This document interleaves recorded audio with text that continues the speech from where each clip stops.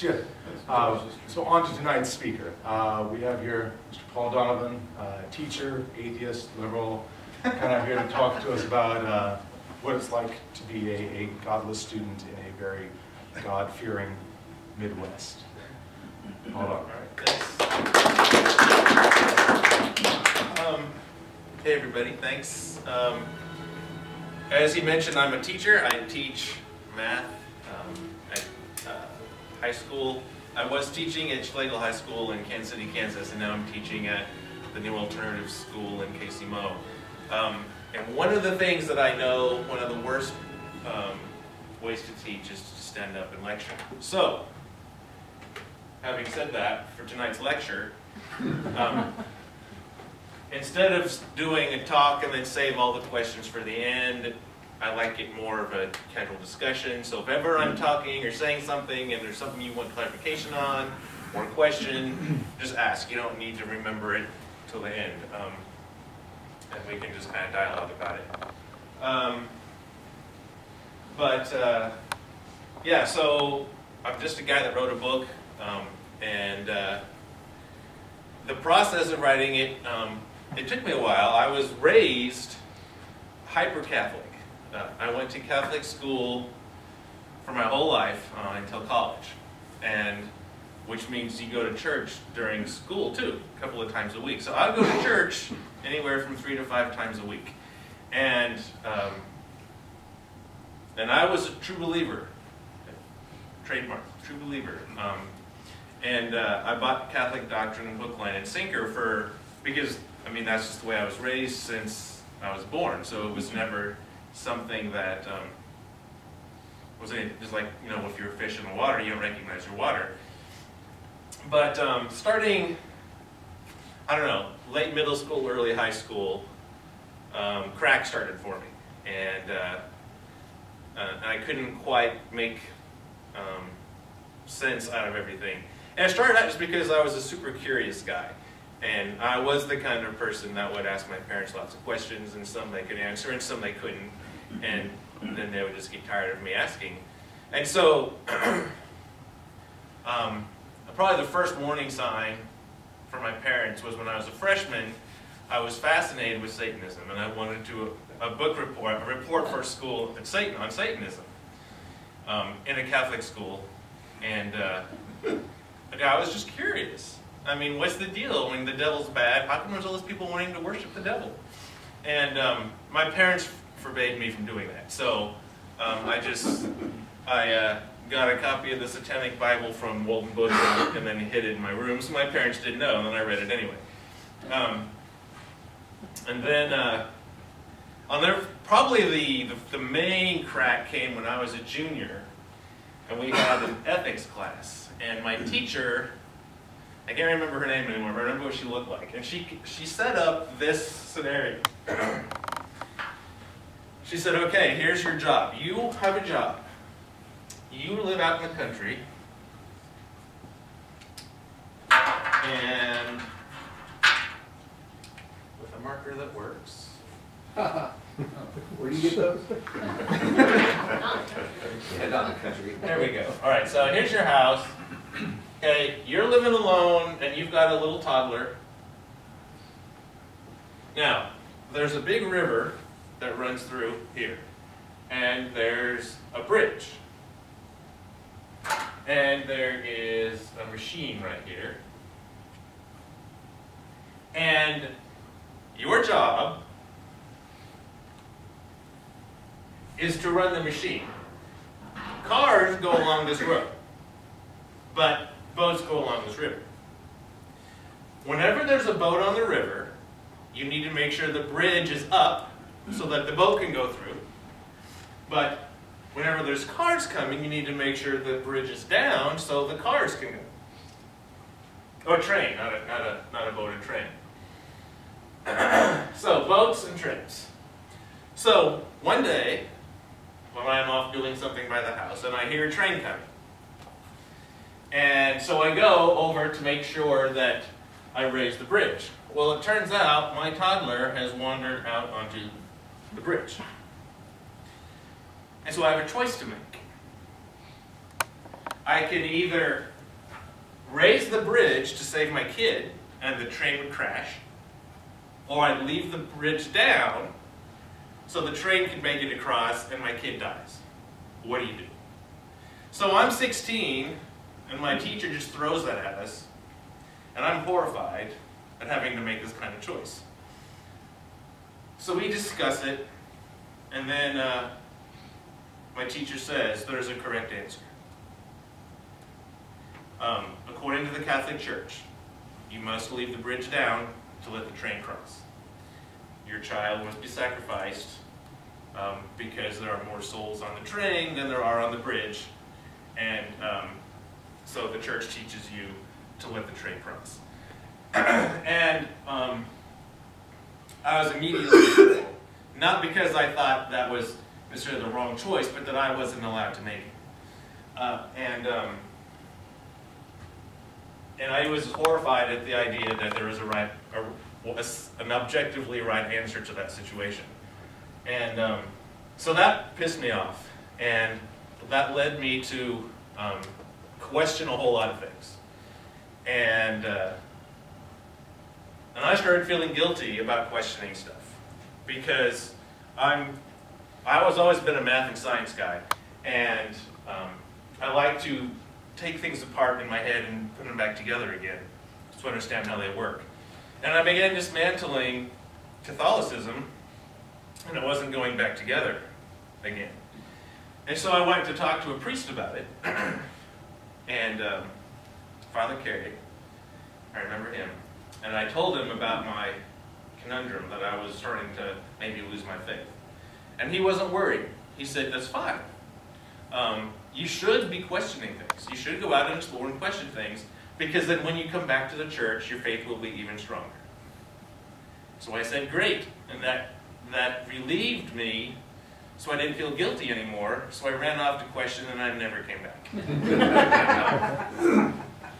And he didn't mention that eventuality. no, he didn't. I remember his response. You know, of course you're going to come back to the church. That is the right path. You're smart enough to figure that out. So yeah, so I can thank my ethics teacher and the priest for me becoming an atheist, and when you get right down to it. Huh? I said those dark philosophy professors just spreading atheism everywhere. I know. So then I went to college, and kept exploring things and took some philosophy classes and some logic classes, and then that was pretty much the end after that. But the process was, it's not a light switch, at least for me. You don't go from super Christian to atheist. It's not an on-off switch. It's a dimmer switch. And so the first thing I did was I let the Catholic doctrine go, but I was still a Christian. So then I just focused on that. And so I started reading the Bible from a Christian perspective. And then that was the other problem, as I started reading the Bible.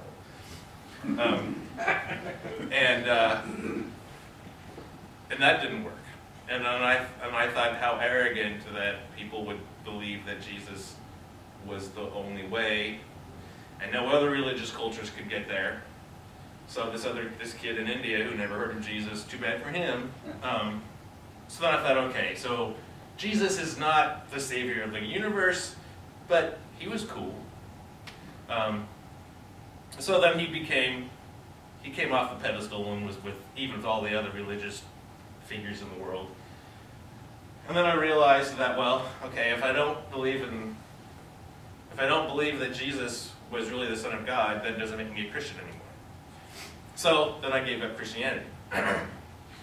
But I needed to do something with this, because I was used to believing in something bigger than myself. And so I had to do something with it. So I experimented with a lot of different belief systems to see if any of them work. So I tried Wicca for a while, and I tried voodoo for a while. And I looked back at Satanism again. I never was a practicing Satanist because it was too tied into the Christian. Yet Christianity had to make sense in order for Satanism to make sense. And so I still studied it from a theoretical standpoint, but that wasn't going to work. Zen Buddhism got me for a while. That's the closest that I ever got to a religion after that. And I still meditate. I love meditating. I still meditate. And I think that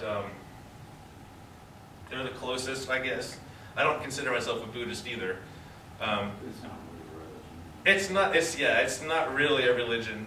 I mean, there's debates on that, whether it counts as a religion, but I don't see it as one. Because I've met Christian Buddhists and I've met Wiccan Buddhists, and you can just add it on top of stuff. What? And atheist Buddhists. And atheist Buddhists. Yes. No, I'm just raising my hand because I'm an atheist Buddhist. Oh, okay, right. And I went to Me too. the Buddhist temple here in Kansas City. When I moved to Kansas City, I've been to there a couple of times. Which one? The The Remake Center? The Remake Center, yes. And I like it, and I like with Lama Chuck, is that who it is? I really like him. Nice guy. Yeah, he's a really nice guy. And I like the atmosphere, I like the meditation. The religious trappings are still too much for me, so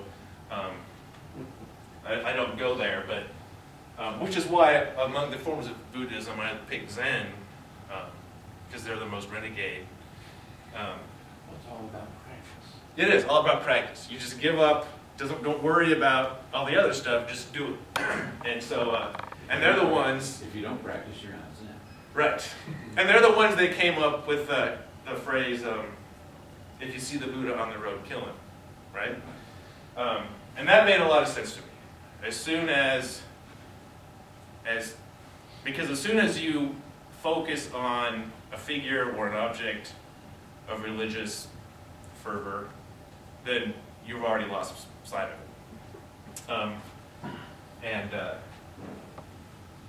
So I like that. And then the concept of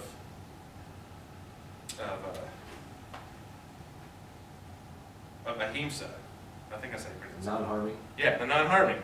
And this is where I kind of figured out my how to approach the world.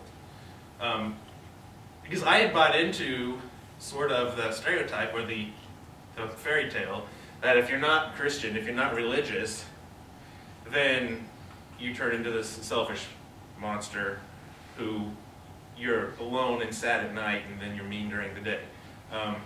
Which is what Christians generally are. Right, right. And sometimes they are. But that never happened to me. So I was waiting for this transformation because I couldn't make myself believe in God. I couldn't make myself do it anymore. No matter how much I would want to, I couldn't do it. So I was waiting for this transformation into this monster, and it never happened. And then I came across the Buddhist concept of ahimsa, which, as it was explained to me, was whenever you're faced with a choice, choose the option that causes the least amount of suffering. And it's important because they didn't say, choose the one that causes no suffering. Because that's the other thing I really liked about Buddhism, is that if you're alive, you're suffering. Life is not a happy place. And so it recognized that. So you choose the one that causes the least amount of suffering. So I thought that was pretty cool. So if you go back to the river and the train tracks and the child. Right. Well, and that doesn't answer this question either, which is why I still come back to this. Because what kind of suffering are we talking about? My suffering would be the least if I saved my kid. Yeah. But the suffering, there would be more suffering in the world if I killed the train passengers. So, so then you have to think, how does your suffering weigh against others? And I've never been able to answer that question for myself. From 16 up to now, it's been 35 years. I have no idea what I would do if that was, like, I stay away from train bridges. But different people can come up with whatever solution they want, and I'm fine with that. Send a local committee to make sure that never happens. Right. Single parents are not allowed to. Design a signal that the engineer can see to let him know. Right, to let them know that there's a baby on the track. Yeah, I don't know. Or just don't ever hire single parents. It's a river, I mean. But so yeah, and then so I'd also, it took me a long time to let go of the idea of supernatural events, because I still kind of believed in that for a super long time. Even when I gave up organized religion and all the other things that I tried didn't work, there was still, and you can call it confirmation bias, that's what I did eventually, but the things happen in the world that don't always seem to be explained. And I didn't know what to do with that necessarily, which is why I went into physics. I studied physics and math in college so I could really get into those thought processes. And so it was sort of a parallel. I was studying physics on the one hand by day, and by night I was looking at all these different religious, magical systems and trying to mesh them. And I would really like to find, every now and then you can find people that try to make it work. And it ended up not working. And then eventually I decided, and at the end, my last thing was I'm just going to make my own religion. I'm going to be a Paulist. And then that didn't work either, because I didn't even believe the own crap that I believed that I made up. So, so eventually I just stopped believing really in anything like that. And I just go by, I don't know how to explain it. It goes by increments, and this little thing will fall, and this little thing will fall, and this little thing will fall. And as the world starts to make sense, great. Are there still question marks? Of course there's some things I don't understand. But I've learned to not jump to any conclusions. It's easier to live with the question than to make up an answer for it just because you don't like the question. And one of the things that also intrigued me was the idea of fate. Do karma, do things happen for a reason? Do things come back around again? Because karma shows up in different forms in a lot of the different religions. And again, it was a Zen story that gave me some peace on that. And I remember the Zen teacher that told me the story. Another thing about a lot of Zen practitioners is they'll just put it out there, even if it sounds crude. And so he said, this is what karma is. And this is how he said it. So you're laying in bed, and you wake up in the middle of the night, and you have to take a shit. But you don't want to get up out of bed because the covers are nice and warm, the outside is freezing. So you decided just to go and take a shit in the bed. You got a big bed. You can move to a different part of the bed. And you can get up in the morning and you can clean it up and it's fine. So you do that. You move to a different part of the bed. Well, the next morning you wake up late, you got to hurry up and get to work. So, okay, well, I'll clean it up before I go to bed tonight. It'll be fine. So you do your day, you come back, you're tired, you want to go to bed. You don't want to clean it up from the night before. I'm going to go to bed, I got a big bed, I'll clean it up again. So you go to bed, wake up in the middle of the night, and you have to go again. And you're like, oh, well, it worked last night, I still got a big bed, I'll just do it again tonight too. And so it continues for several nights, and each night you go to bed, and each night you have to go to the bathroom, and so you just go in bed, because it's been working so far, until eventually you're surrounded, you can't move anymore, you have to go to the bathroom, but you're surrounded by your own shit. So the only way for that is to get up, clean it all up, maybe throw out the mattress and get a new one, and start fresh, and this time make sure you take care of your business where it's supposed to go. And so he said that's what karma is. You're just shitting in your own bed, and then you eventually get surrounded by it. And then you have to do something. And that made a lot of sense to me. I'm never going to see karma the same I way. know. I'm just going to get a philosophy bag. I never did either. And I was like, I can't believe you're telling me this story. You're like a Buddhist guy, but that's how he did it. And it worked. so I was just kind of there, just kind of floating with it, still just kind of messing with the questions when I could and learning what I could. And then, by some divine intervention, I ended up working for the National Conference for Community and Justice. And Juan Rangel right here had the awesome foresight to hire me. And so I worked there. And one of the things, has anybody ever heard of them?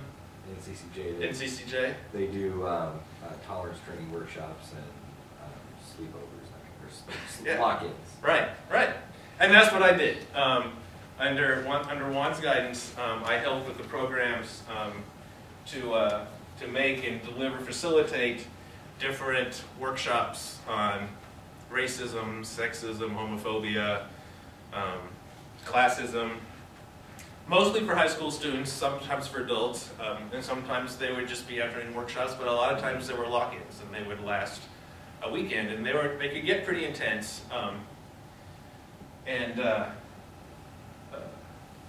We got to know a lot of the young people in the Kansas City area, and they would, and it's such a different experience that we had a lot of young high school and college students would stick around with the organization and help out and do other ones, and so the facilitators got to know a lot of young people.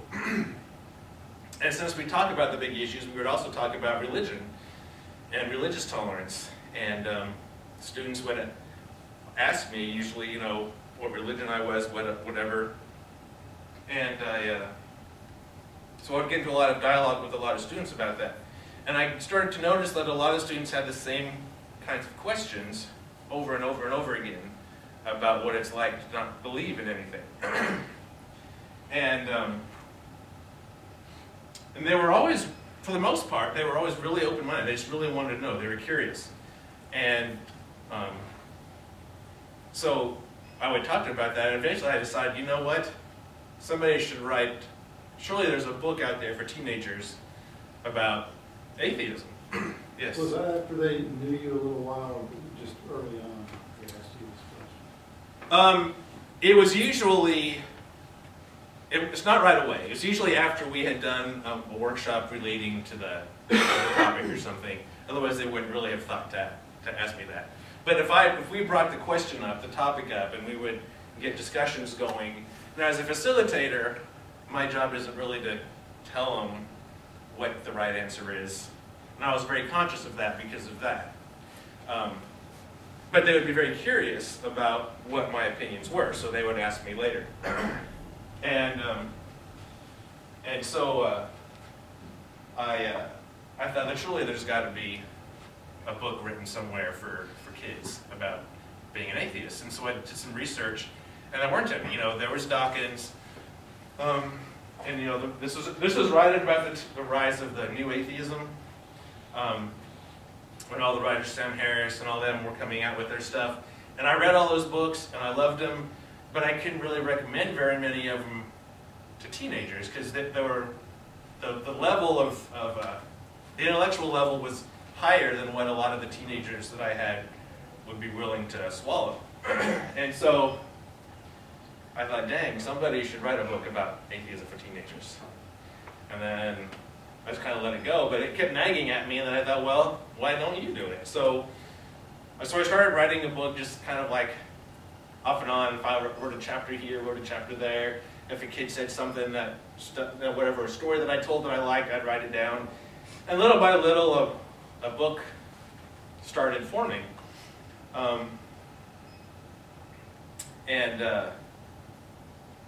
Then the grant that I was hired under was eliminated. Thank you, George Bush, the first. One couldn't keep me anymore. And he said, but he did say that I could keep working for free. Always. Yeah. And nonprofits, hooray! Right, yeah. So I had to figure out something to do. And somebody else that worked there had mentioned a program called the Kansas City Teaching Fellows, which is if you have a degree in something, you can apply for this position, and if you get hired, you get put into an urban high school right away to teach a subject, and you go to school at night in summers for 2 years, and at the end of 2 years, you're certified to teach, and you have a master's degree in education.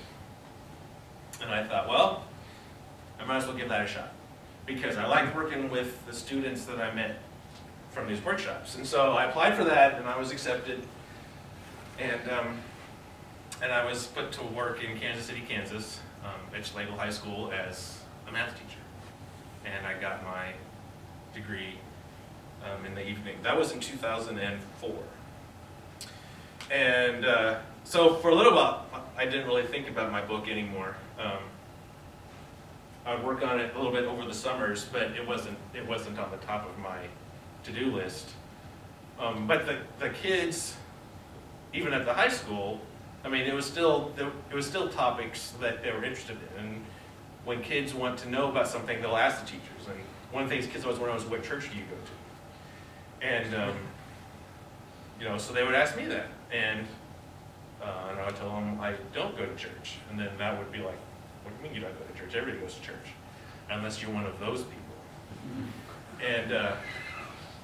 And I had to let them know that yes, I was one of those people. It made it even more confusing because I'm also gay, and they figured that out fairly quickly. So I was like the really weird teacher.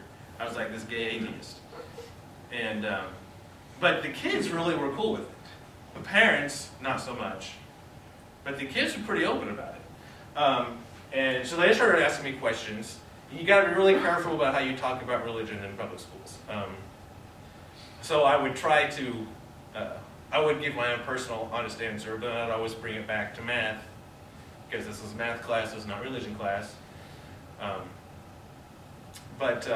That's why I'm an atheist, and 2 + 2 = 4. Basically, like I would answer their questions, but I wouldn't start any big discussions, and then I just bring it back as much as I could. And then one day, a girl called me over to her desk while she was working, and she said, "Mr. Donovan, you are an atheist, right?" And I just said, "Yeah." She said, "You know what? If I was drowning, and you could save me, or else a Christian could save me." But first she started by saying, "I'm a Christian." She said, "I'm a Christian, I go to church. But if I was drowning, and either you could save me, or a Christian could save me, I would rather have you save me, Mr. Donovan." And I said, "Well, why is that?" And she said, "Well, the Christian has to save me, whether he wants to or not. But you would only do it if you wanted to. So if you saved me, that meant you wanted to. So I would rather have you do it." And that kind of, I thought that was random out of nowhere, but that was kind of interesting. And That's the kind of thing kids do. yeah, they do. And I have no idea why because she wasn't one that really asked me questions about it. But she had been percolating it on her own and had come to that. And so then I thought, well, maybe I should work on this book more. And so I just pull it out. It's not a very big book, but it took me like 5 years to write it. I started asking kids, oh yeah. Is there a chapter about saving drowning girls in the book? I may have mentioned that story in the book. I can't remember now if I did or not. But she was one of the inspirations for me to finish the book. But then I started asking kids, like, how long, if you were to read a book about religion or atheism, how long is too long? And they said, never over 150 pages, I won't read it. So I said, okay, so there's my length.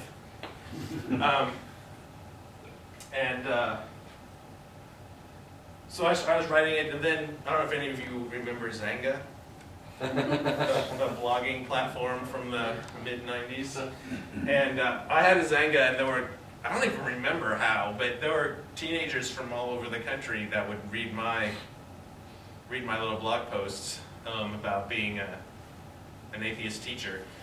And then I mentioned I was going to write a book, and I wanted to maybe put some other essays of other teenagers who were atheists, who had already come through that, who were in high school or college, and who had something to say about it. So I put a call out on Zanga, and I got 5 or 6 essays from kids.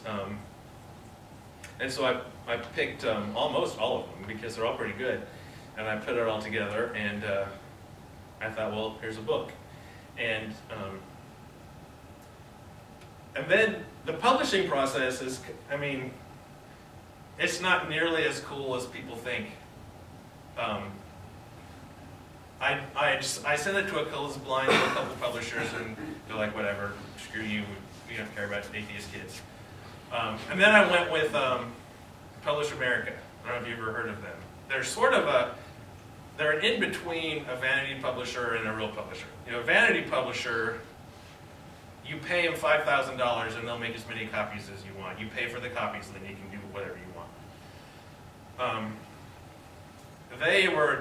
They will take your book, they will print it, but it's a print on demand. So they can sit on it. If somebody orders it, they'll print a book and send it to them. If nobody orders it, then they don't ever spend any money. So that's what I did. I thought, well, the main thing is to get it out there. And so they gave me $1. That was my pay. That was my how much I got paid was $1. And then I get 40% of the list price. And then they decide everything else. They decide how much to charge for it and blah, blah, blah, blah, blah. But it went on Amazon, and it's on Barnes & Noble, and a few people started buying it, and then I got a letter from a community college outside of Chicago, from a professor who said he teaches philosophy of religion to freshmen and sophomores, and he picked my book to be a required reading for the course.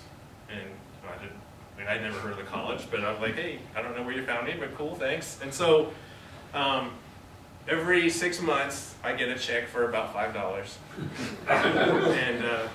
And so that's my book adventure. It was not, if you go to some place like Publish America, they'll take your book. You know, there's a lot of controversy out there that they might be scams. They're not a scam, but it's just that if they're not gonna promote your book. If you want to promote your book with a publicity campaign, you're gonna pay for it. I mean, I'm happy with how it turned out. And they kept it for 7 years, so they have 2 more years on it because it came out in. It was published. If you look at the publication date, it's Christmas Eve of 2007. So I thought that was nice, appropriate. It came out on Jesus' birthday. So there was some book came out, and my life didn't change, and I kept teaching. But every now and then, somebody would pick it up and read it, or I had a friend that would be like, "So what's this about?" And I would just give him a copy of the book to read. One thing that I've noticed about all this is that I don't know if those of you that follow atheist trends or religious trends may have noticed that the nones, the people that identify with no religion, are increasing, especially among the under 25s. And that's what I'm seeing too. Your book sales are going up? Well, they are a little bit. Well, since it was converted to an ebook, it's been selling more because the price went down. Just in my students, there's a lot less. I'm not going to say they're not religious, because they are, but they care less if people aren't. I've had a lot of students tell me they go to church just to keep their parents happy, but they don't really believe it. The kids have a much more sophisticated outlook on this topic than a lot of their parents do, in my opinion. And they're able to handle conflicting opinions better than the parents who are, and like my parents, who are still stuck in, I mean, there's one way. And it was hard to tell my parents that I was an atheist. It's harder to tell them that I was an atheist than it was that I was gay. And that wasn't easy either. But it was even harder to tell them that I was an atheist. And that just totally threw them for a loop. They never once thought their kid would turn out like me. And it took them, for about 10 years, we didn't have much of a relationship. But they eventually apologized to me a few years ago. And they basically said, and this is a quote from my mom, she said, your father and I were raised believing the world is a certain way, And it has taken us a long time to learn that it's really not that way. And they're still churchgoers. Their faith is still very strong. But they have figured out how to make room for people like me in their life too. But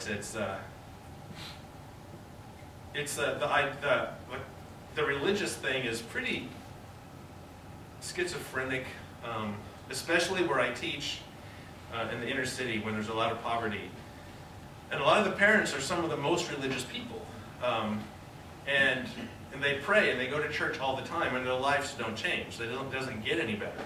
But they have this eternal hope that it's going to get better now or after they die maybe. But no matter what happens, it doesn't shake their faith. That's starting to change a little bit with more and more preachers being caught as being corrupt buttheads. But it's just becoming more internalized, more individual. And there's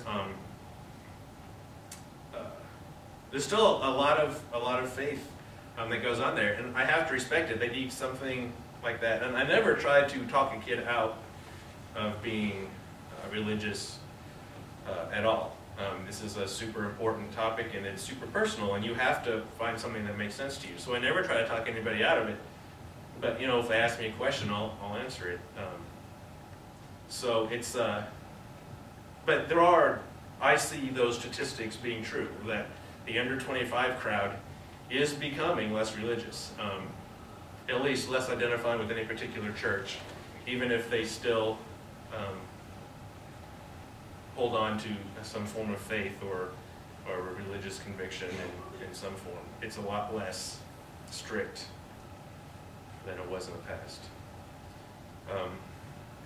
Does anybody have anything that they want to say about that you've noticed about that, or? Yeah. I think it kind of ties into the increasing awareness in mainstream society about LGBT equality and acceptance of it, and this knee-jerk reaction from a very vocal and visible conservative religious group that's pushing a lot of people away. You know, especially people under the age of 25 are growing up with this idea that, you know, regardless of who you're attracted to or who you want to be married to, you deserve that equality. And then they see the 1,000 priests, Catholic priests in the UK sign a petition against gay marriage because it will force them to violate their freedom to practice their religion.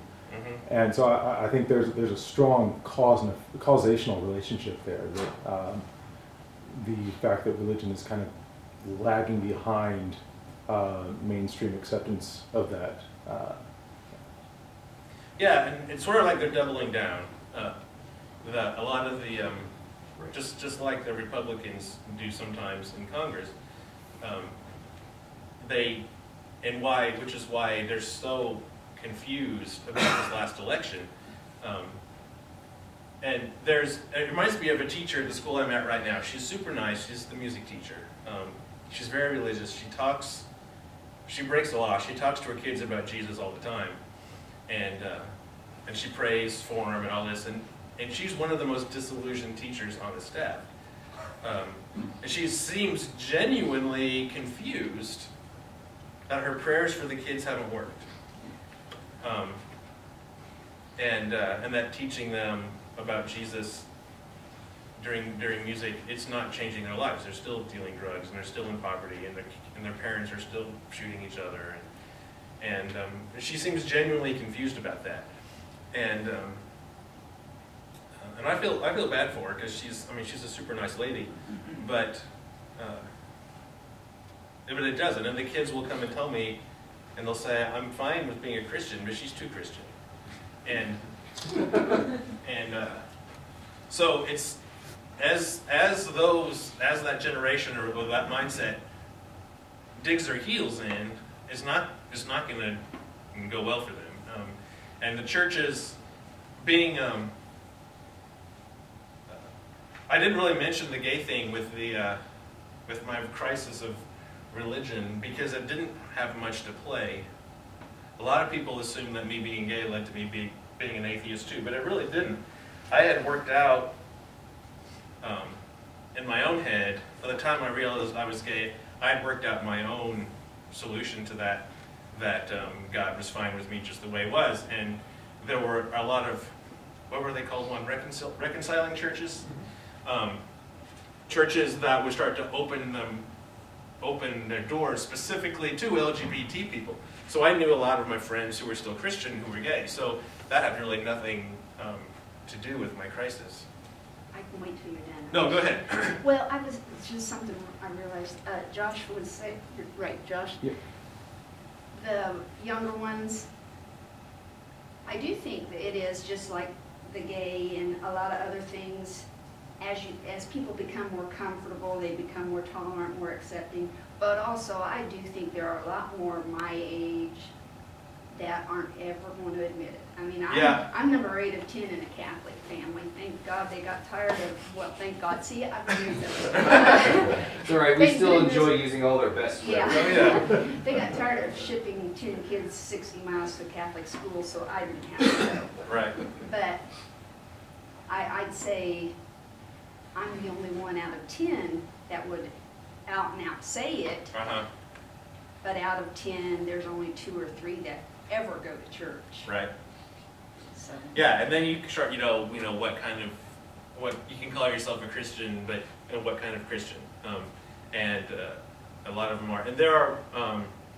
I was talking to one of my colleagues when I was writing the book about this, and he was very concerned. He said, "Look, Paul," because he was a Mennonite, and he said, "Look, Paul, I've got my own questions about religion that I don't ever talk about, but I really question your judgment in talking about these things with kids, and because the kids need some kind of moral framework to grow up in, and atheists are all immoral." Right, and still, it's one of those people things, and I told him, I said, it's really insincere to have these thoughts and to hide them from the kids. I mean, especially when you get to be high school age. Let them know that stuff. Let them decide for themselves. And yeah, because that level of deception is completely moral. Even your preacher said it was okay. right, he did too. And he was sort of a liberal priest, and he had the eyebrows raised onto him more than once. He was a pretty liberal, which is why I went to him, because he was one of the more approachable priests. But yeah, my first year teaching, I worked alongside a young man also named Paul, and who was a very, very conservative, old school, fire and brimstone Christian, and he was in the program with me, the Teaching Fellows program, and so we spent a good amount of time together, and so we learned each other's religious beliefs, and that I didn't have any. And one day he looked at me and he said, "If you're an atheist, Paul, why are you working here in this kind of a school, with all these children in need and stuff like that? Why would you choose to work with people that need help?" And I said, I thought for a minute, and then I said, "Empathy is not a Christian invention. I have the same empathy that you do. And if the only reason you're being good is because you're afraid of going to hell, and you would be doing some pretty bad things otherwise, then that's your problem and not mine." And he looked at me like I was, like a bug in a display case or something. But he ended up not making it. And he couldn't handle the school. And he moved to Wichita, to a more affluent suburb. Last I heard, he was teaching there, where it was a little bit easier.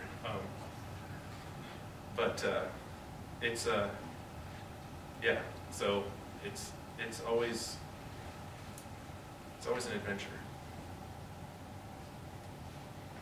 Yeah. Have you received any kind of you mentioned that parents are dissatisfied with you discussing non-religion with, or non-belief with kids. Have you ever gotten any strongly worded missives about what No. you say or what you've written? And that's the other thing. I had been called into the magnifying glass a couple of times because of the gay thing. Kids weren't, well, a couple of times. There was a couple of times a kid would hint that I had done some inappropriate behaviors with them, but they were failing the class. But they told the principal or their mom or somebody, and they would come up and they would talk. And then pretty much immediately when there was when we all sat down together, the kid said, "Okay, never mind, I made it up because I was just mad." And so that was never really a problem. They never mentioned the religion thing. They mentioned the gay thing 2 or 3 times in my 8 years. They never mentioned it. They never brought that home. They never told anybody that they talk about religion. So that has never been. They've never felt. Either they've never felt threatened by it, or it's never been a big enough deal to go tell their parents about it. But again, you know, I've never tried to. What's the same with the gay thing? I never tried to convince them of anything. You know, I just tell my opinion and then we move on. What about spirituality? I also a recovering Catholic. You know, went to Unity. I like Unity, but even then, I didn't want the Jesus. I want to be uplifted. But talk a little bit about spirituality versus religion, and even agnostic, being agnostic as well. Well, okay, so and see, that's sort of the path that I went, religious to spiritual, okay? And then that's a lot of people do that. I'm not religious, but I'm spiritual. But again, and so for a lot of people, that's fine. But for me, that wasn't because I didn't know what that meant really. What does that mean? I'm spiritual. Does that mean that I'm more than my physical body? Well, I'm not sure if I believe that I am more than my physical body. I see no evidence of that. Does that mean there's some greater being out there watching over me? I don't have any evidence that there is some higher being out there watching over me. So I moved through the spiritual phase pretty quickly once things started, because I didn't know I couldn't define it for myself. I didn't know what it meant. And so then we get to agnosticism, and technically, you could say that I'm agnostic. I can't prove it either way. I can't prove there is God. I can't prove there's not a God. But just like, who was it with the teacup analogy? Bertrand Russell. Bertrand Russell's teacup. I can't prove there's not a teacup orbiting the Earth. Is it the Earth? The Moon? Solar system. Solar Sun. system. Is it Jupiter? I don't know. I can't prove that there's not a teacup out there in space orbiting around the planet. And I can feel safe in saying I don't believe in Zeus. I feel safe in saying I don't believe in any of the Greek gods or any of the Wiccan gods. And so why is it different? Why am I nervous about saying I don't believe in the Christian God? So technically I'm an agnostic about all of them. But you can't really live your life as an agnostic. You have to live, either somebody's watching over you or somebody's not. And you can't live your life that maybe somebody's watching over me and judging me. At least I can't. We keep a nice face. I cannot live my life in the middle like that. When I act, when I make choices in the world, I don't consider what if God's watching me. I decide what the best choice is and I do it. So I'm a practical atheist, I guess is what you could say, even if I can't legitimately prove it.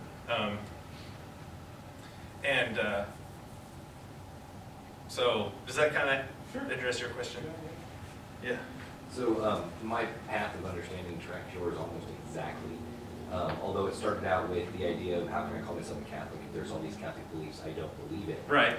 And I also hit a phase between being a Christian and being a Buddhist, where I considered myself a bad Jew because. See, I skipped over. I looked at the Jew thing. I just didn't work. Well, I figured by default I was you know, a bad Jewish because they didn't believe that Christ was. Oh, I see. So by default, you fall into the Jewish category. Right, because at the time I believed there was a God, I just didn't know anything about him really, Right. and so I figured, Yeah. I did practice the Kabbalah for a while. So, go try me and some crazy Madonna. things. I read Llewellyn books. okay. Oh Yeah, Kabbalah well. I was going to say, that's the difference between an atheist and a spiritualist. You publish with America instead of Llewellyn. Good distinction. Okay. So where I really wanted to go with the question though is, you know, having a physics background and teaching math, like to me, you know, from my perspective, I see, you know, this idea of, you know, holding to things. If I'm going to make an assertion, I better be able to back it up, or at least have good, you know, arguments to be able to try to back it up. Right. If I'm going to enter into that, you know, making an assertion kind of thing. So to me, that's the difference between, say, agnosticism and atheism, is that, you know, agnosticism, you're making an assertion, however weak, that there is something there, you're just not really sure about what it is. Right. Whereas with atheism, it's like, I'm not making that assertion. You know, if you're making that assertion, I'll challenge you on it. Right. Or at least that's the, you know, kind of where I've gone. Yeah. But I got to that point where it was like, there were all these things around me that didn't make sense, that I was like, okay, I see all these problems, and I want to solve problems, and I want to do these things, but I want to be the most effective person that I can, so I want to, you know, make sure that I'm starting from someplace that, you know, has some sort of basis to it. Right. Like, I'm not just making shit up and hoping for the best. Right. So how does the physics and math like work, you know, in that way for you, like having to come out as an atheist and say, you know, for sure, like this is, you know, I can't believe because there's not something. Well, and that's where my science comes in, is that you can have the best idea in the world, but if you can't prove it with data, then too bad for you. And so a lot of times people will say, oh, Paul, you're an atheist, you must have had, you know, there are bad priests out there, you must have had just a bad time somewhere as a kid, you got mad at God, and then you threw a tantrum and say you don't believe him. And a lot of people are nodding their head. It's pretty common. Pretty much every teenager does. And yeah, and so, you know, and I respond, no, I mean, I'd be happy to believe in God. If God was to show up and I were to find some proof that I accepted as proof, I don't know what that would be, but if there was, fine. I have no problem. I wish Santa Claus was real. If I could find proof Santa Claus was real, I'd be happy with that. But until that happens, I'm not going to act as if it is. And so, I'm not anti-God. I'm just waiting for him to show himself. And working in my life and working as a teacher, I have 100 small reminders every day that God's not real, because why would God allow these things? I mean, again, you come back to the problem of evil, but it's a big one. I still remember my logic class, and this was probably another, it was just so simple and yet so devastating to my concept of God that, okay, so here's the premise. If God is all good, he can eliminate evil in the world. He wants to eliminate evil in the world. If God is all good, he wants to eliminate evil in the world. If God is all powerful, he can eliminate evil in the world. Those are the two premises people can pretty much agree on. Okay, C, there is evil in the world. Therefore, God is either not all good or not all powerful. He either wants to stop it but can't, or can stop it but doesn't want to. Now, there's another option that God doesn't exist, but... Well, yeah, I've had religious friends and family tell me that God lets evil into the world because it helps build character. Right. It helps learn lessons that you need to learn before you die. Right, and that's the only place you can do it, is that, but then again, what you're saying then, because then when people do that, you have to force them to admit, okay, then God does not want to eliminate evil. You have to be able to say that.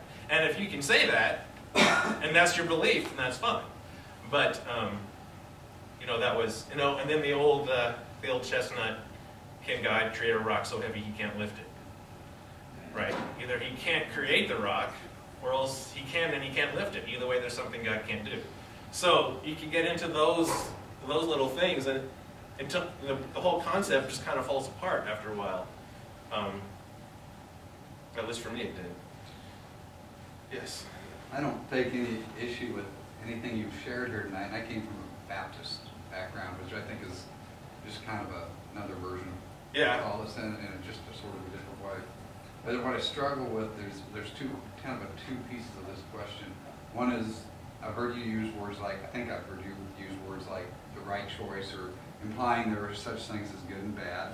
So I'm just curious if you want to talk a little bit about what basis one can use to make use those kinds of words. Good and bad, or good and evil? Yeah, or make right the right and wrong. choice. Right and wrong. Yeah, if there's a right choice, then that implies there must be a wrong choice. So right and wrong, let's say that's a good or bad.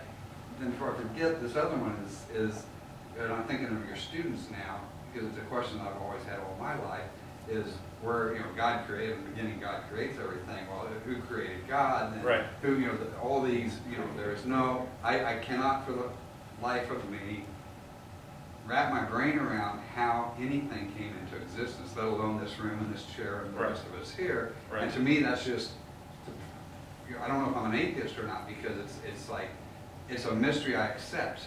Right. It's just, it's the something that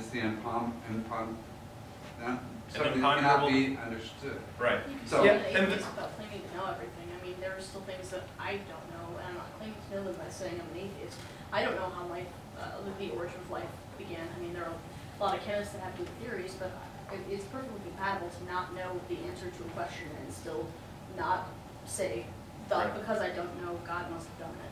that's right, and I'm not going there. I'm just, I think Right. that's where other people, and that's that's why other people embrace this religion and God, because Right, it because- is an imponderable. And if you want to talk physics, physics teaches the Big Bang is our best theory, that all matter in the universe was at one time concentrated in one dot smaller than the period at the end of a sentence, and then something happened to trigger it to expand, and then you forgot.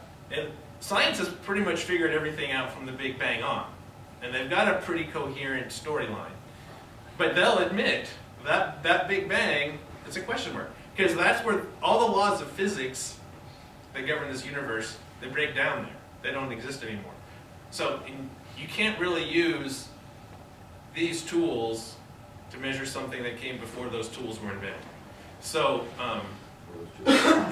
or the tools were even possible. And so, physicists will tell you, I don't know, they'll shrug. It was before the Big Bang, who knows? And so then that's where religion will jump in, and I feel sort of incorrectly, just to kind of, in a way to kind of fill that hole. Oh, it was God. But the uncreated creator is just the Big Bang. Again, you're just removing it back a level. Because then you're saying, well, there's no telling which level the uncreated creator is at. Right. Just because you've got one here, you've got a creator here, doesn't mean that that's the uncreated one. Right. And I remember a story, too, about, this is probably apocryphal, but a guy asked a peasant woman who created the earth, or why is it hanging out in space? And she said it was resting on the back of a giant turtle. And so the guy's getting ready to say, well, what's under the turtle? And she stops him and she says, I know what you're going to ask me, but it's turtles all the way down. And, I like that. and so, yeah, I mean, it makes just as much sense as anything else. Where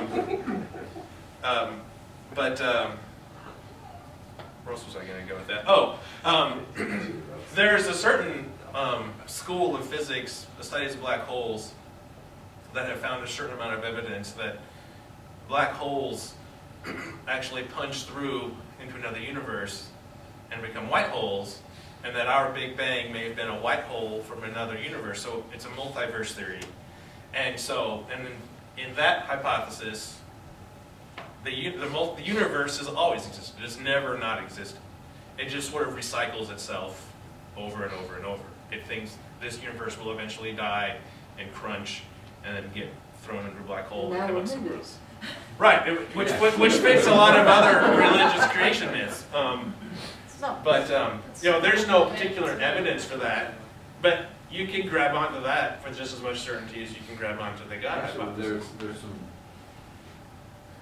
Logic. They're generating some evidence. Right, they are. They are generating. There was one that a guy who, God, I was listening to something this weekend where a guy has expounded a theory about the more black holes a universe produces. What was the whole thing? had to do with evolution of universes. So that black holes are kind of like the progeny. Oh, right, yeah. Universe. I know what you're talking And about.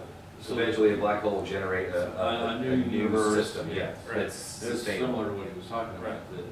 So that you've got a universe that puts out another one over here, and another one over there, and that one. And so the generation of black holes has to do with the intelligence of the universe.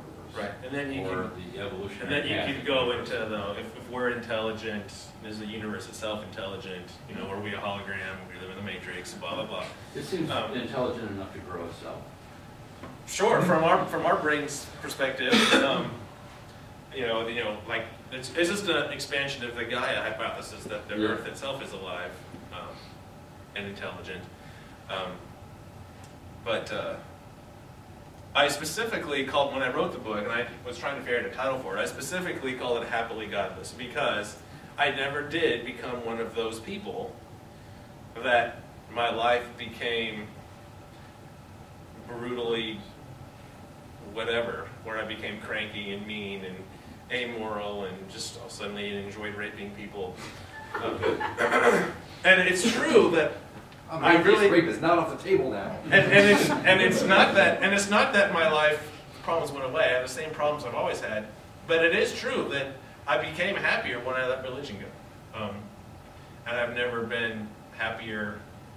There's not one moment of my life where I was happier when I was a Christian than I am now, because and all of you know this is not news to you, there's a lot of baggage that goes with being religious. The biggest obstacle to being happy as an atheist is to let go of the baggage, figure out how to get rid of it. But, you know, and then there's all kinds of self-help books there. But, so I specifically called it Happily Godless just because I wanted to make the point that it's not. There's a student, the younger brother of a friend of mine who is a senior in high school right now, and he had talked to me a little bit about this stuff, and he found out that I had a book, and my friend was going to loan him the copy of my book, but he was afraid to read. He had a lot of questions about religion, but he was afraid. He's like, if I read it, is it going to like destroy my worldview? And he thought he was going to become depressed, and so maybe he should stay ignorant a little bit because he might be happier. And he was really afraid of that, and and then my friend had to, in talk to his brother, say, oh, it's not that kind of a book.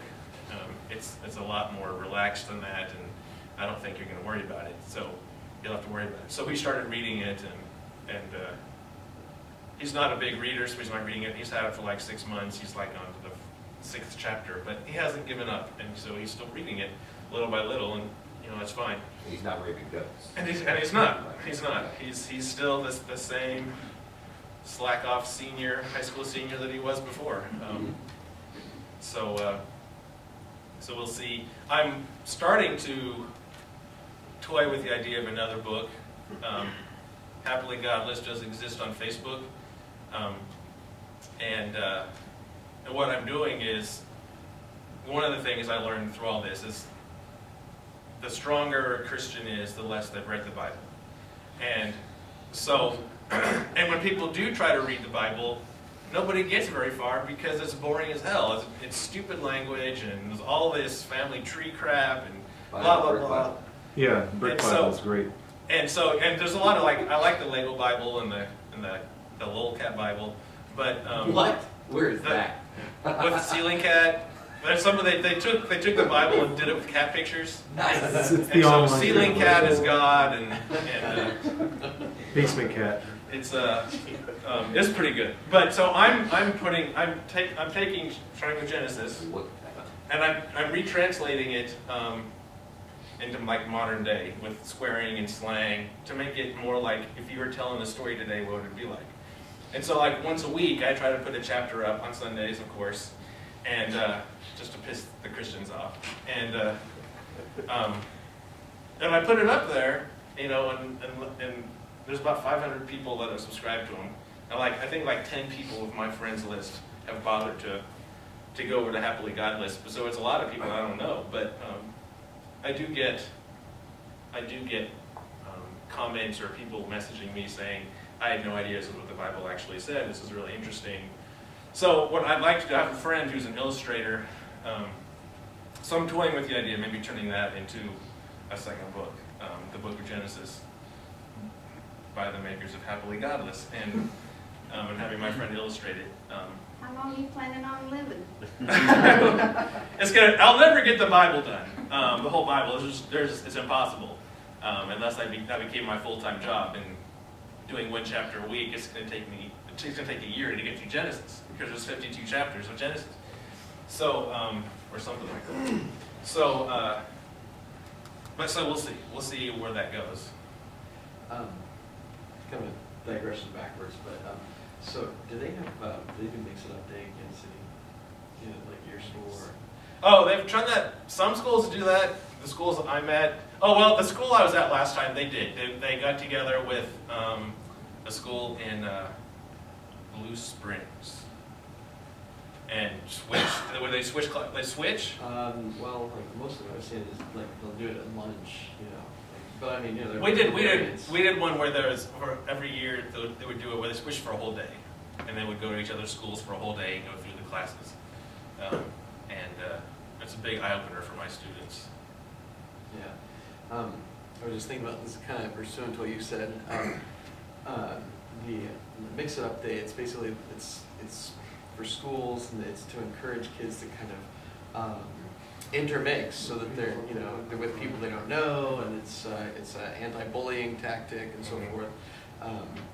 Just kind of if they get to know the other people that they don't know, they'll be less likely to bully them and so forth. And so I was kind of amused, a little bit amused and sickened, that the American Family Association made a big ruckus about that this year, because apparently Mix It Up Day is a tool of a aggressive homosexual community to propaganda. Yes, yeah, and so they wanted people to boycott, keep their kids home from school, and so I just wondered if they do that, but I don't know. I think it's kind of interesting because I think what you were saying is I think that they are really closely tied together, because the only community, the only subgroup of people who really are virulently opposing equal rights for gay people is the religious community. And so I think that really it is a kind of a backlash, because Conservative religious. Yes, There are yes. religious communities that are okay with it. Right. Yeah. There's also the fact, though, that the gay community is considerably more religious than that of the population at large, typically. Like, statistically speaking, gay people are more likely to be religious than the population at large. So. Which has changed. It didn't used to be that way. But that's kind of what NCCJ did, too. When we would do our uni towns and stuff, we would try to get people from different schools. We try to get different kids from the same school, but also try to get different schools together for the exact same reason. And I don't know, was there, as the director, were their parents concerned? Very Yeah. urban school with the rural school or the suburban school, and so there was always that concern. Yeah. We'd have parents calling us, Yeah. what if my kid gets shot? Right. Yeah. Right. Well, what if your kid stabs mine with a pitchfork? Yeah, there was a pretty big eye opener. How there were some kids would not, some parents would not let their kids come inside the 435 loop, because everything inside the 435 loop was ghetto or dangerous. So yeah.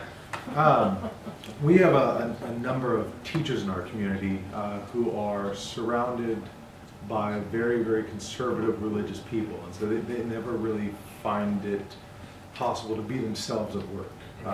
They just have to, it's the closeted atheist syndrome, if you will.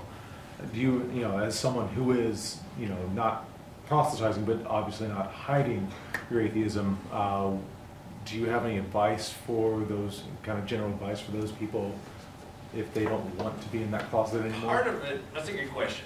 And, depending on who the listener is, they'll tell you where the line is between being proud and being proselytizing. You might think you're not, and they will accuse you of being. In the end, it comes down to your personality. I came out as gay before I came out as atheist. I just don't have a use for a closet. Once I figured out what I was, no matter what it was, I I just didn't stay in the closet. I mean, I didn't make a big announcement, but I just was, if they wanted to say something and I had an honest answer, I'd give the answer. And it's not as, it's scary at first, but the more you do it, it's not that scary, and then they end up being more scared than you are. But, so for me, the closet was never a big problem because I just didn't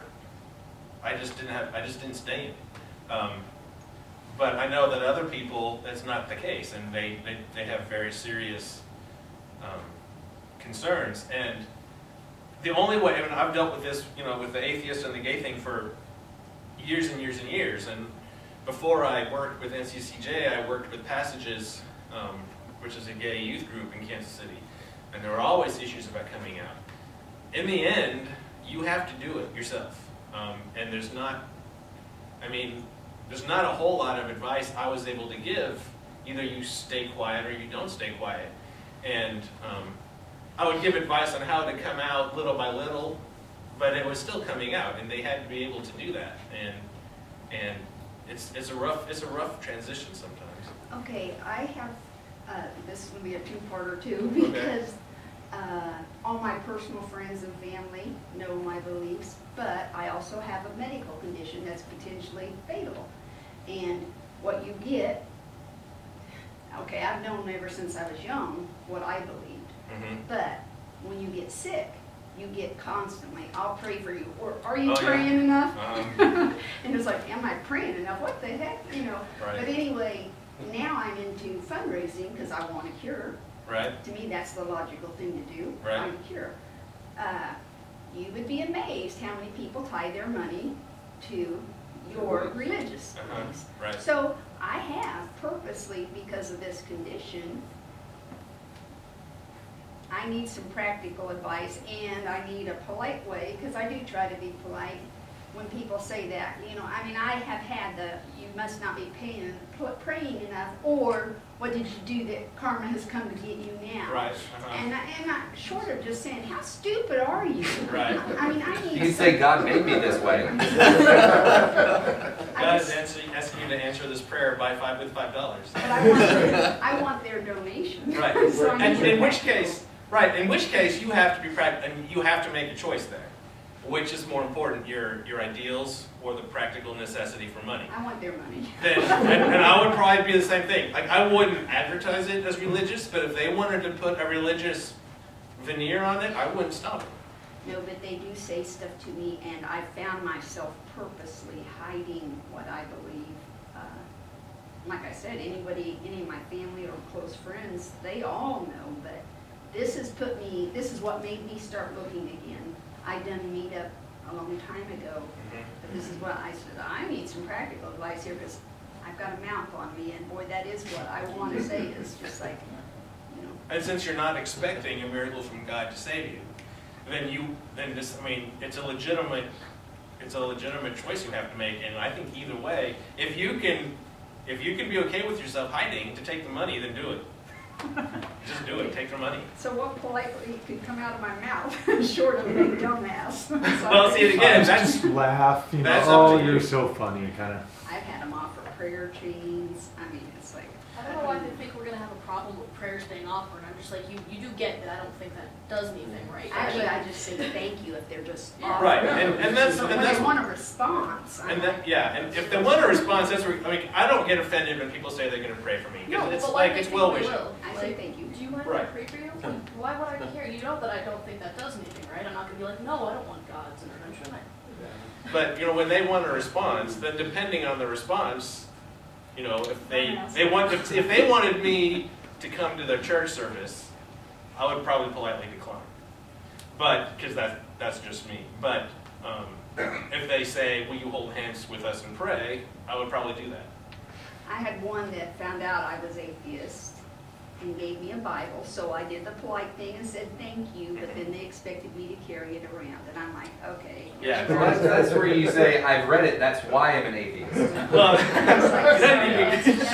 so these questions come up in the course of you seeking for money to, you know, for research and whatnot. I'm out there begging for my life, because I don't think So, Some almighty's gonna come save me. well, you could just, say, well, I'm not waiting for a miracle, I want a cure now. And until that cure comes, until that miracle comes, You pray, but send me your money. yeah, let's do something positive, something, an actual, something that we can do. Well, that's good, I can try that. I had a two-parter. Uh-huh. Right. Okay, so you say you're still at Schlegel? No, I was last year. This year I'm at Success Academy. I was at Schlegel up through last year. Okay, so how long were you at Schlegel? 8 years. Okay, so you're there long enough to know the people there. Mhm. So how would you, if you can do this in broad strokes, to the extent you can, how would you characterize the faculty there? And Afraid. How is their, well, okay. Afraid of the students? Afraid of the administration. So, okay, and then, But like as far as religious beliefs and stuff, or yeah. it runs the gamut. I was the only one that was out in any sense of the word with sexual orientation or religion. There were Christians, there were conservative Christians, there were liberal Christians, there were Jews. They kept very quiet. The Jews kept very quiet, and because the administration tended to be conservative Christian, and there were some non-believers. So it ran the game. We all got along. It was all sort of none of us really ever judged or got on anybody else. But nobody hid their personal beliefs. Some teachers would preach to the kids, and that was sort of accepted. The principal, up until a couple of years ago, would try to find ways to let prayer come into schools, and so it was accepted for kids to get religion in history or science or math or whatever. But the fact of themselves, it was a cross section, so there was a little bit of everything, and it's just that everybody kept it pretty, for the most part, pretty private. And so you were pretty much the only one who, if asked, would say, "Oh yeah, this is it. This is how I believe." And so, any faculty reaction to that? No, nobody really. I got more.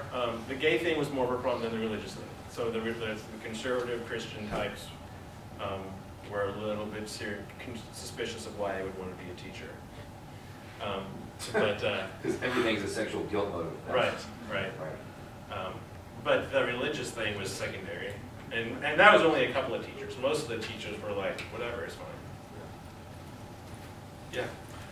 So, do you ever try to make the classroom kind of an open and safe place? Like the Friendly Atheist, Hemet Meta, has a sticker that basically kind of a rainbow and says this is a safe place, trying to make it clear to any LGBT students that that they can be open about that. That's how I got sort of outed the very first time. Like in my first day as a teacher, I wanted to make sure that everybody felt comfortable. And I didn't bring up the gay thing necessarily, but I just said, I want this to be a safe space for if you have anything you want to talk about, at any kind, sexual orientation, religion, things going on at home, you're going to respect each other in this room. And then this girl raised her hand and said, will you be a sponsor for a Gay Straight Alliance? And they're on it. Yeah. And so that was my first day teaching. But yeah, it's always been. What did you say? I said we'll talk about it. And it didn't go any farther because the administration was really good at squashing those. Because he knew the law that they had to be allowed. Because there are other extracurricular clubs, and by law, if you have other extracurricular clubs, you have to allow a Gay Straight Alliance. So he just kept pushing him off until the kid graduated, and then nobody wanted it anymore. And then a couple years later, another kid would try, okay, let's make up a plan, find a thing, what are you going to do, blah, blah, we'll meet tomorrow, we'll meet next week, and then the kid would graduate, and then so it wouldn't be a problem. Just to clarify, yes. This is a school administrator in a inner city, mostly poverty-stricken area, a very conservative Christian, and they trying to push a GSA under the carpet. Mm-hmm. That just seems so anathema to me. So It your is school what it does is. not have a GSA? What? So your school currently does not have a I've never had a GSA, no. Have you ever considered contacting the ACLU about the fact that this is a very Well, see, and I had talked to PFLAG, and kids would come to PFLAG, but it comes down to the kids, if the kids want to fight it. And the kids would eventually decide they didn't want to fight it. because then by the time they were seniors, they were trying to graduate and go to college, and it just wasn't worth it. So they would just give up. What if a student approached you wanted to start like a student like secular club or atheist club? I mean, I would not have a problem with doing any of that stuff. Nobody has ever, at this school, nobody's ever, well, extracurricular clubs aren't allowed at this school because it's an alternative school. But, you know, I wouldn't have a problem with that kind of thing. It's tricky for teachers. If you're not tenured, it's a bad idea. But, and sometimes as adults, we forget that kids are, you know, caught up in everything that they're dealing with and not necessarily activists for all the causes. right, and they're not, and their attention gets changed pretty quickly. So I wouldn't jump and say, heck yeah, let's do it, but I would follow along, because when I worked with Juan too, that's one of my jobs, to start them in schools, to start the GSA at schools. And there were several that successfully started, that had support from the administration and the teachers. But if you don't have that, it's really hard, and the kids will lose their focus pretty easily and go on to something else. And I mean, and that's perfectly legitimate. That's what teenagers do. So you just can't take anything personally when you're a teacher at all. And then you're better off that way.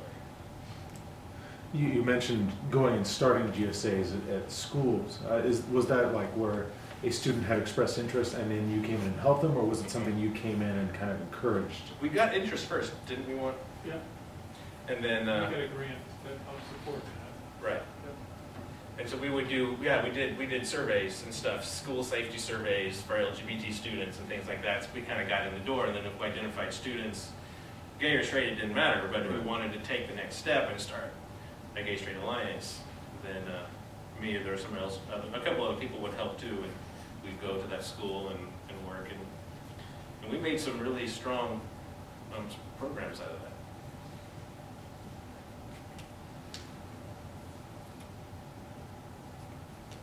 So you said you're switching schools.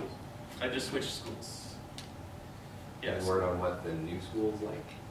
The new school, this is conservative Christian leadership? No, actually, this is, well, I don't know. The principal at this new school is really good at keeping his religious preferences out of the mix. He's a great principal. It's a rough school. I mean, it's an alternative school. This is where the kids that get kicked out of the KCMO schools, this is their last chance before being kicked out of the district. And so it's small, it's about 100 students, mostly black male, but not entirely. And high poverty, high crime. The kids deal drugs in school. They'll sell bullets. They'll make deals to buy bullets from each other, and school gets out. And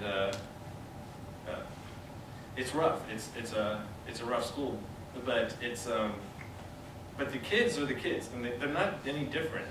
And that's one thing that struck me when I was working for NCCJ, is whether they're inner city schools, whether they were way out south, the kids had the same ideas and the same dreams. They wanted the same crap. Same questions. They had the same questions, they had the same brains, the same intelligence. They had different opportunities to express it or not. And so it's very challenging, and it can get really depressing, some of the things that these kids go through. And the fact that they're still alive is it's a miracle. But they also tend to be pretty live and let live. If there's not something that's hit their trigger, most of them could give a shit that I'm gay or atheist. One of them, the biggest thing was, some kid asked me, so, Mr. Irwin, that means you really want to go to hell, right? And I said, no, actually I don't. I don't think hell exists. He's like, oh. And then he was done. He was like, he got his answer to his question. But so they're pretty, and again, I make sure everybody knows that my room is safe. There's a young lesbian student at my school who, she feels very comfortable in my room, and she's fairly attractive, and so a lot of the boys hit on her. And she does a good job of rebuffing them until a point, and she'll look, I'm gay, I don't like you. And I don't know if she does that in any other classroom, but she'll do it in mine. And then the boys just get sad. But, I